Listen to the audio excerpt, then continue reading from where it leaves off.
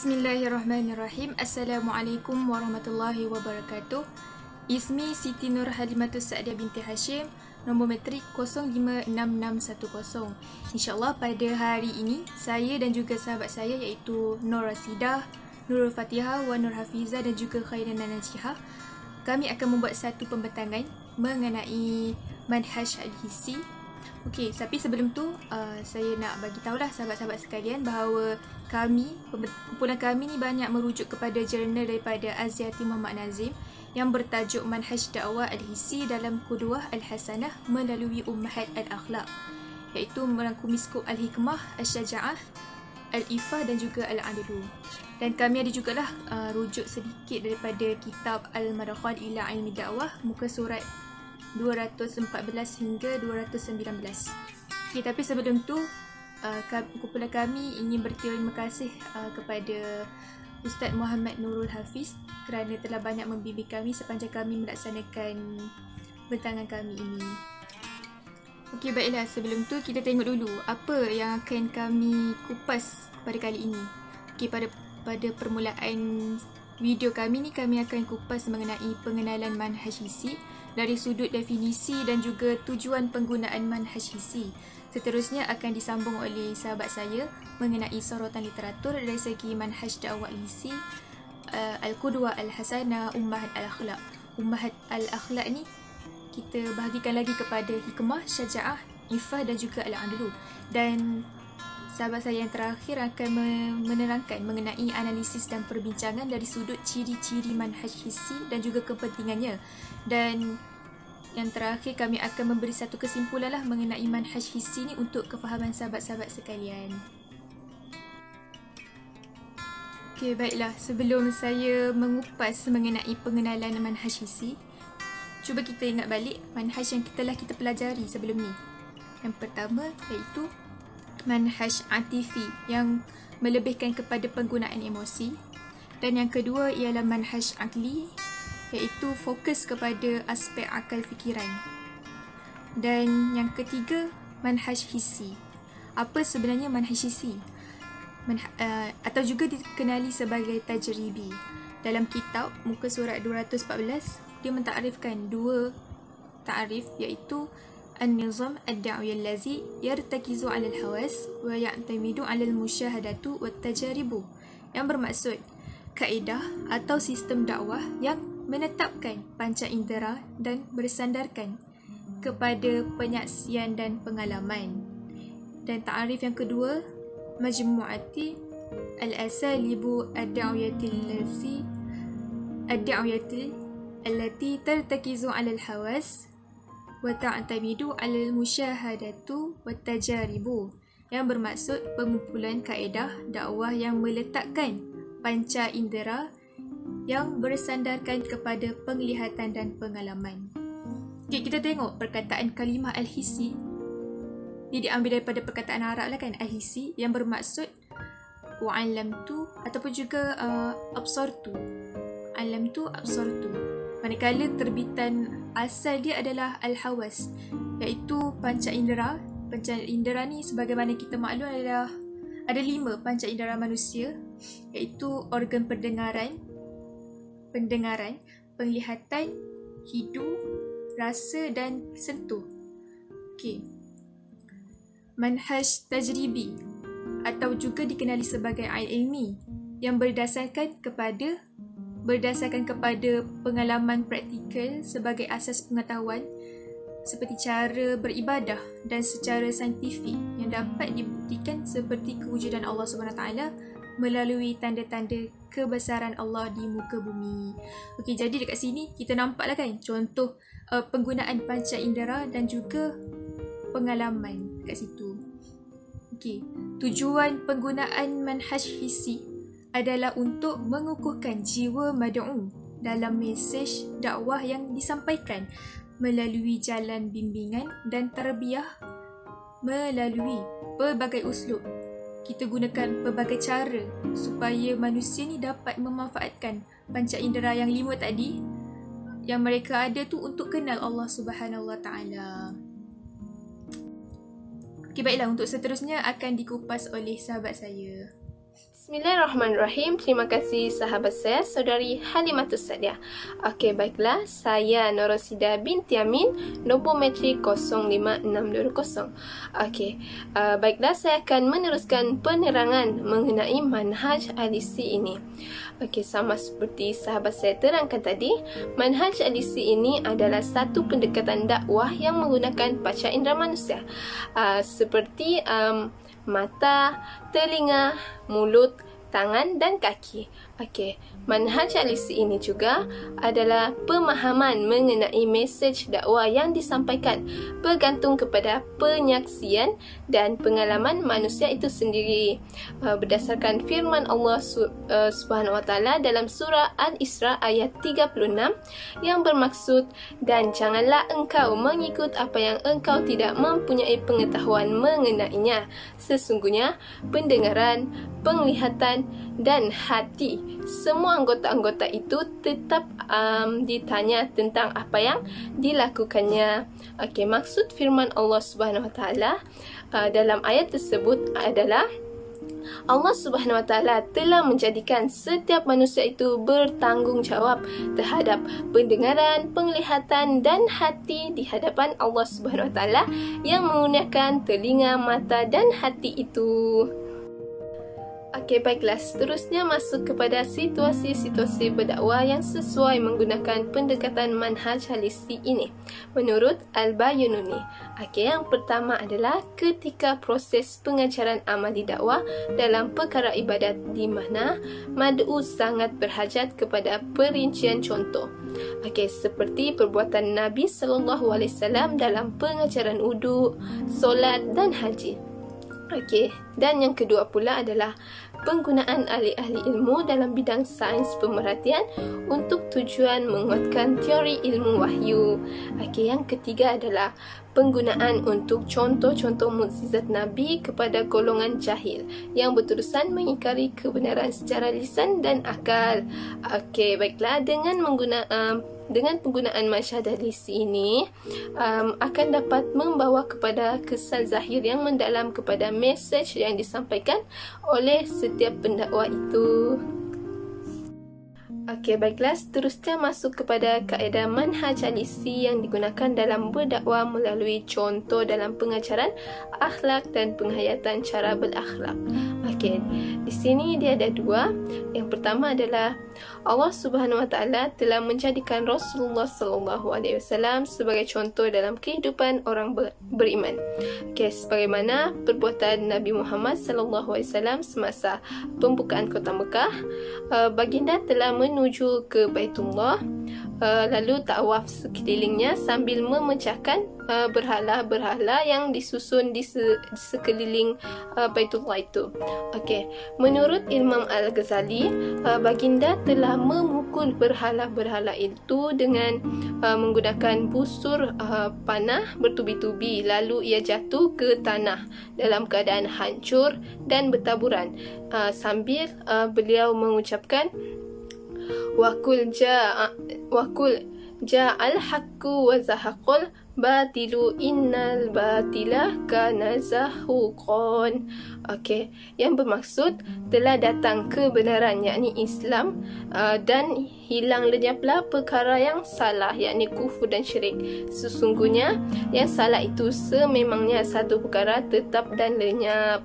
Okey, dalam surah Al-Isra ayat 81. Okey, baiklah. Okey, kaedah manhaj Al-Isi yang kedua pula adalah amar ma'ruf nahi munkar, iaitu merupakan satu proses menggalakkan kebaikan dan mengubah keburukan melalui panca indera. Okey, penyaksian sendiri daripada orang yang melakukan kemungkaran terhadap tindakan pendakwah adalah merupakan contoh kaedah manhaj Al-Isi. Okey, di sini sabda Rasulullah SAW yang bermaksud barang siapa di antara kamu melihat kemungkaran, hendaklah ia mencegah kemungkaran itu dengan tangannya. Okey, jika dia tidak mampu, hendaklah mencegahnya dengan lisan. Okey, jika dia tidak mampu juga, hendaklah dia mencegahnya dengan hati. Dan itu adalah selemah-lemah iman, riwayat Muslim. Okey, oleh yang demikian saranan amar ma'ruf nahi munkar ini dapat dilaksanakan melalui qudwatul hasanah, iaitu menganjurkan akhlak yang baik dan menyediakan pilihan yang lebih baik untuk meninggalkan perkara yang munkar itu. Okey, untuk penjelasan yang lebih lanjut mengenai qudwatul hasanah ini akan diterangkan oleh sahabat saya, iaitu saudari Fatihah. Sekian itu saja daripada saya.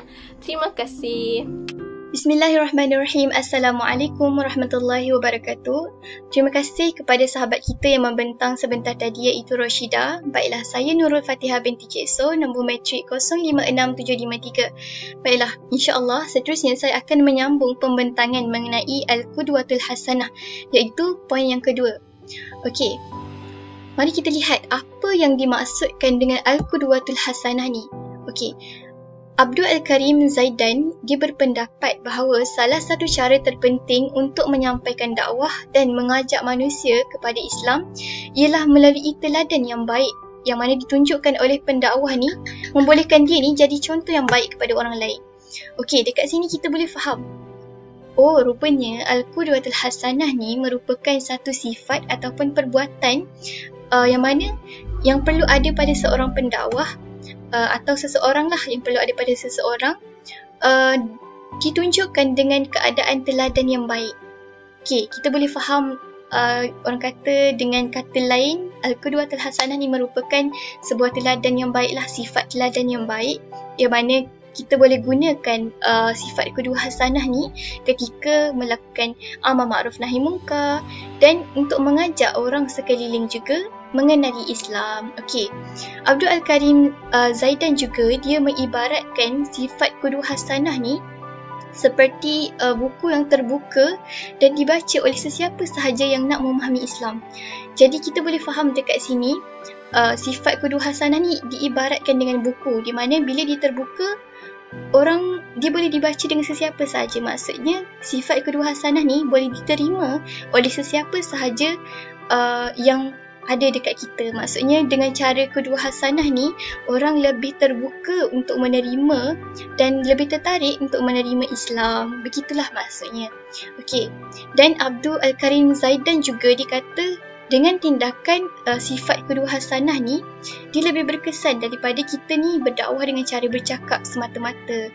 Jadi dengan sifat qudwah hasanah ni lah orang lebih tertarik dan berminat untuk kenal lebih dalam dengan Islam, dan diorang lebih mudah terima apabila kita tegur dengan cara qudwah hasanah. Okey. Baiklah, mari kita lihat untuk poin yang seterusnya.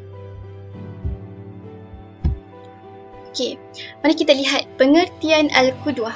Okey, pengertian Al-Qudwah kita boleh lihat dekat sini. Dari segi bahasa ialah ikutan atau model. Maksud qudwah dari segi bahasa, ikutan atau model. Dalam kata lain, dalam bahasa Arab dia adalah Al-Uswah. Okey, maka Al-Qidatu ni merupakan yang kita boleh tengok dekat perkataan Al-Qudwah lah.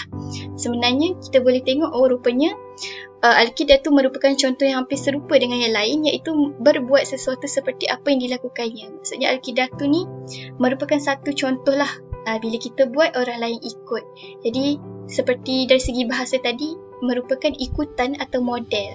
Jadi dekat sini dia menggunakan Al-Qudwah ni, dia menggunakan perkataan daripada Al-Uswah, tapi sebenarnya datang daripada Al-Qidatu. Jadi Al-Qudwah. Okey, begitulah. Okey, kalimah Al-Qudwah ni dibataskan kepada perkara kebaikan. Jadi bila dibataskan, bila sifat Al-Qudwah ni dibataskan kepada perkara kebaikan, jadi ikutan yang tak baik ni bukan lagi kita maksudkan dia kalimat qudwah. Okey, sebagaimana dalam hadis Rasulullah kita boleh lihat. Dalam hadis Rasulullah sallallahu alaihi wasallam dikata, man sunna fil Islam sunnatul hasanah falahu ajruha wa ajru min amalu biha min ba'dih min ghairu an yanqisu min ujurihim syai' wa min sunnu fil Islam sunnatus sayyi'ah kana alaihi wuzruha wa wazru min amali biha min ba'dih man ghairu an yanqisu min awzarhum syai'. Maksud dia, barang siapa memulai kebaikan dalam Islam, ia memperoleh pahala, dan pahala sesiapa sahaja yang menirunya sesudahnya dengan tidak mengurangi pahala mereka sama sekali. Okey, dekat ayat ni kita boleh faham sesiapa yang memulakan kebaikan, siapa yang Maksudnya siapa yang start dulu buat baik dan tiba-tiba orang ikut dia, semua tiru dia dengan kebaikan tu, maksudnya orang yang buat tu pun dapat pahala dan orang sekeliling dia pun akan dapat pahala. Malah pahala tu tak kurang sedikit pun dengan orang yang buat mula-mula tu. Okey, sebaliknya barang siapa memulai kebiasaan buruk dalam Islam, ia mendapat dosanya dan dosa yang menirunya dengan tidak mengurangi dosa mereka sedikit pun. Okey, samalah kalau orang tu start dulu buat buruk dalam Islam, bila orang tiru keburukan tu, sama je, dia akan dapat dosa yang sama. Jadi begitulah apa yang kita boleh faham melalui hadis daripada Rasulullah SAW ni. Okey, seterusnya kita tengok kepada al-asasiyat al-qudwatul hasanah, iaitu asas-asas sifat qudwah hasanah, di mana sifat yang asas yang menjadi landasan kepada teladan dan contoh yang baik kepada orang lain. Okey, di sini terdapat dua asas qudwatul hasanah. Yang pertama, al-akhlaqul hamidah, akhlak yang baik. Maksudnya kita nak dakwah dekat orang, kita perlu tunjuk dengan cara kita dulu. Maksudnya kita mula dengan kita dulu, seperti dengan hadis Nabi SAW tadi. Kita mula dengan diri kita dulu. Kita buat baik, orang ikut. Jadi asas dia pertama, akhlak yang baik. Kita nak jadi pendakwah, perlu tunjuk akhlak yang baik dulu. Okey, seterusnya yang kedua, al-af'alul mawaziyah lil kalimah, iaitu tindakan yang selari dengan kata. Maksudnya contoh, kita nak ajak orang masuk Islam, kita kena mulakan dengan diri kita dulu dan perlulah selari dengan kata. Maksudnya perbuatan tu selari dengan kata kita. Maksudnya kita ajak orang, contohnya kita ajak orang solat tapi kita tak solat, jadi benda tu tak selari. Jadi bila kita nak adanya orang kata sifat qudwah hasanah tu, kita perlu ada dua asas ni, iaitu akhlak yang baik dan tindakan yang selari dengan kata. Maksudnya kita kena selarilah.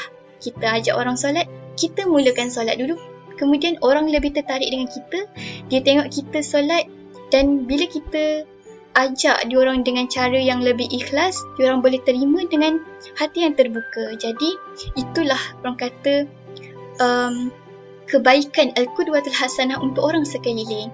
Jadi setakat itu sahaja daripada saya mengenai al-qudwatul hasanah. Untuk pembentangan yang seterusnya, saya serahkan kepada sahabat saya, insya-Allah. Terima kasih.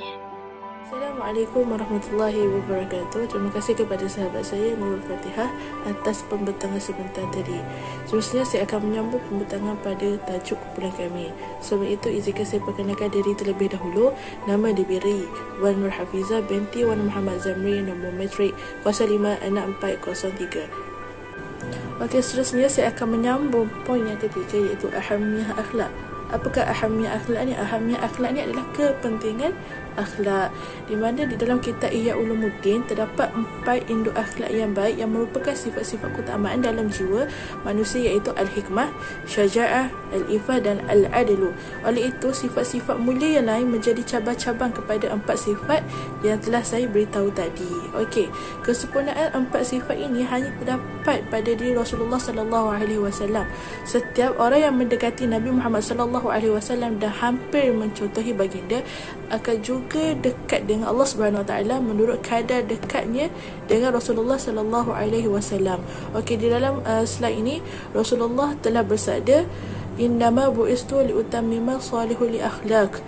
Hanya sahaja aku Muhammad diutus untuk menyempurnakan akhlak yang baik. Di mana yang saya bentangkan tadi terdapat 4 sifat, iaitu al-hikmah, bijaksana, al-syaja'ah, berani, al-ifah, menahan diri daripada melakukan perkara yang haram, dan yang terakhir al-adlu, iaitu adil. Okay, seterusnya saya akan menerangkan sedikit tentang keempat-empat sifat ini. Okey, yang pertama al-hikmah. Al-hikmah ni adalah bijaksana, iaitu satu keadaan dalam diri melalui kekuatan akal yang membolehkannya secara semujadi membezakan di antara baik dan buruk dalam semua perbuatan ikhtiariah. Ikhtiariah ni apa? Perbuatan yang lahir dengan pilihan manusia sendiri. Maknanya kita boleh buat pilihan kita sendiri.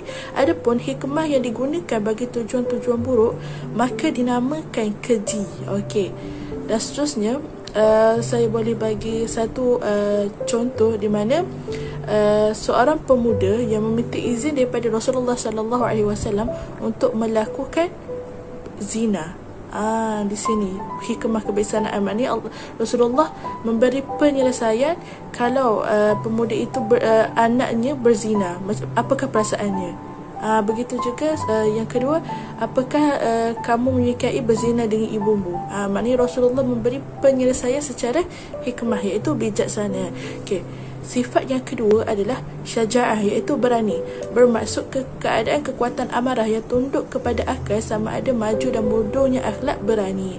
Okay, akhlak berani ni timbul daripada sifat-sifat seperti kemarahan, pertolongan, keberanian, menghancurkan nafsu, menanggung penderitaan, lemah lembut, tetap pendirian dan lain-lain. Maknanya di sini kita berani dalam mengawal hawa nafsu kita. Okay, berdasarkan daripada kenyataan berani tu, Rasulullah SAW merupakan contoh keberanian dalam peperangan. Keberanian baginda dalam peperangan nampak dengan jelas sejak zaman mudanya. Ketika baginda berusia 15 tahun, terjadi peperangan Fijar antara orang Quraisy dan sekutu-sekutu mereka dari Bani Kinanah dengan Qais bin Ailan. Peperangan itu dinamakan Fijar, iaitu jihad, kerana ia menceroboh kehormatan tanah haram dan bulan-bulan haram. Dalam peperangan ini Rasulullah SAW turut serta dan berperanan membekalkan anak panah kepada bapa saudaranya, iaitu mempersiapkan untuk mereka anak panah untuk dipanah. Okey, di sini nak beritahu Rasulullah punya sifat keberanian daripada muda lagi. Okey, poin yang ketiga ialah al-iffah, iaitu memelihara dari yang haram. Okay, al-iffah ni bermaksud terdidiknya kekuatan syahwat dengan pendidikan akal dan agama. Akhlak iffah akan menimbulkan sifat-sifat mulia seperti pemurah, malu, sabar, bermaafan, berasa puas apa yang ada, yakni qanaah, wara', halus perasaan, tolong menolong, penamah dan kurang mengharapkan daripada orang lain. Okay, kecenderungan yang berlebihan atau kekurangan kepada sifat iffah ni akan menghasilkan seperti tamak, rakus, kurang malu, sifat-sifat yang bertentangan daripada sifat yang telah saya berikan sebentar tadi. Okay, saya ingin beri satu contoh dari Matraf bin Abdullah dari ayahnya yang mengatakan, aku datang kepada Rasulullah SAW yang berada dalam kaum keluarga Bani Amir. Lalu mereka itu berkata, engkau bapa kami, engkau penghulu kami, engkau mempunyai banyak kelebihan daripada kami, engkau lebih gagah daripada kami. Lalu Rasulullah SAW menjawab, katakanlah perkataanmu, jangan kamu diumbar-ambing oleh syaitan. Di mana bermaksud di sini Rasulullah tidak suka apabila kita memuji lebih-lebih, walaupun perkara itu benar, takut perkataan kita ni ditambah oleh syaitan. Okey, dan yang terakhir al-adlu, ini maknanya adalah adil. Okay, ada bermaksud keadaan dan kekuatan jiwa yang dituntun amarah dan syahwat menurut hikmah. Pengandaian akhlak dari segi pelepasan dan pengekarangan adalah menurut kehendak hikmah. Akhlak adil pada diri Rasulullah SAW terselah dalam pernyataan baginda semasa usaha pembinaan semula Kaabah. Okey, ketika Rasulullah SAW berumur 35 tahun, kaum Quraisy berkumpul untuk membina semula Kaabah yang ditimpa banjir. Mereka bersama-sama telah membagikan tugas di mana setiap sudut Kaabah dikhaskan dengan satu kabilah. Maknanya nak di sini apabila setiap Kaabah tu ada khaskan bagi satu kabilah, tapi terjadi perbalahan apabila ingin meletakkan Hajarul Aswad, dan menyebabkan perbalahan ini berlaku tumpah darah. Okey, dan seterusnya Abu Umayyah bin Al-Mughirah berkata, wahai sekalian Quraisy, lantiklah seorang hakim bagi menyelesaikan masalah kamu, iaitu dengan memilih orang yang pertama masuk ke masjid. Lalu mereka mencari terangan itu atas hikmah Allah SWT. Orang yang pertama masuk ke masjid ialah Rasulullah SAW. Apabila mereka melihat, mereka semua berkata, ini dia al-amin yang kami redai. Apabila mereka memberitahu khabar itu, baginda berkata, ambil sehelai kain. Apabila sudah dihampakan kain itu, Rasulullah SAW mengambil Hajarul Aswad dan diletakkan di atasnya, kemudian berkata, tiap-tiap kabilah memegang penjuru kain itu, kemudian angkatlah bersama-sama. Lalu mereka mengangkatnya sehingga sampai di tempatnya. Baginda SAW sendiri yang meletakkan Hajarul Aswad di tempat asalnya, kemudian mereka pun meneruskan pembinaannya. Maknanya nak beritahu sini, Rasulullah merupakan seorang yang adil. tidak melakukan keputusan yang terburu-buru. Okey, dan secara kesimpulannya, berdasarkan kepada penjelasan manhaj dakwah al-hissi terhadap contoh-contoh ummahat akhlak yang ada pada diri Rasulullah SAW, maka sebagai umat Islam, yakni kita, adalah sangat dituntut untuk mencontohi akhlak-akhlak yang mulia. Malahan Allah SWT telah memberi peringatan yang tegas kepada orang-orang yang hanya pandai memberi kata-kata nasihat tapi tidak mahu mengamaikan nasihat sendiri, sebagaimana dalam ayat 44, yakni surah Al-Baqarah. A'udzubillahi minasyaitonir rajim. Atamuruna an-nasa bil birri wa tansawna anfusakum wa antum tatluna al-kitab afala ta'qilun. Yakni bermaksud, mengapa kamu menyuruh orang lain mengerjakan kebaikan sedangkan kamu melupakan dirimu sendiri, padahal kamu membaca kitab Taurat, tidakkah kamu mengerti? Di sini maknanya yakni di samping kita menyuruh orang lain membuat kebaikan, kita juga perlu melakukan kebaikan. Wallahu alam. Sampai di sini sahaja dahulu pembentangan saya. Saya akan memberi laluan kepada sahabat saya untuk meneruskan pembentangan. Sekian, terima kasih. Terima kasih kepada saudari Hafizah. Bismillahirrahmanirrahim. Assalamualaikum warahmatullahi wabarakatuh. Ismi Khairina Najih Yaakob. Rahmatullah Sifun Khamsa Sita Salasa Khamsa. InsyaAllah pada hari ini saya akan menyambung pembentangan sahabat saya sebentar tadi, iaitu mengenai khosais manhaj al-hissi, yang bermaksud ciri-ciri ataupun sifat bagi manhaj dakwah al-hissi. Bagi pengetahuan semua, terdapat banyak ciri-ciri manhaj dakwah al-hissi, tetapi saya hanya kemukakan 4 sahaja, iaitu isi yang pertama dan yang kedua saya ambil daripada artikel, isi yang ketiga dan keempat saya ambil daripada kitab. Maka kamu boleh rujuk kedua-duanya sekali. Baiklah, manhaj dakwah al-hissi ini mempunyai ciri-ciri kelebihan yang berbeza berbanding manhaj al-atifi dan al-aqli, iaitu dari segi aspek panca indera manusia yang dapat memberi tindak balas segera kepada hal-hal kebiasaan yang boleh dilihat. Ciri-ciri manhaj dakwah al-hissi yang pertama ialah ad-da'wah min khilal at-ta'sirat al-kharajiyah allati yumkinu ru'yatuha mu'sirah lil ghaya fi jalbi as-siqah wa taghayyur ar-ruh al-bashariyah, yang bermaksud dakwah melalui kesan zahir yang dapat dilihat sangat berpengaruh untuk membawa keyakinan dan perubahan jiwa manusia. Khosais yang seterusnya ialah ayyakuna lahu darun fi dakwah bil hilal qudwah hasanah.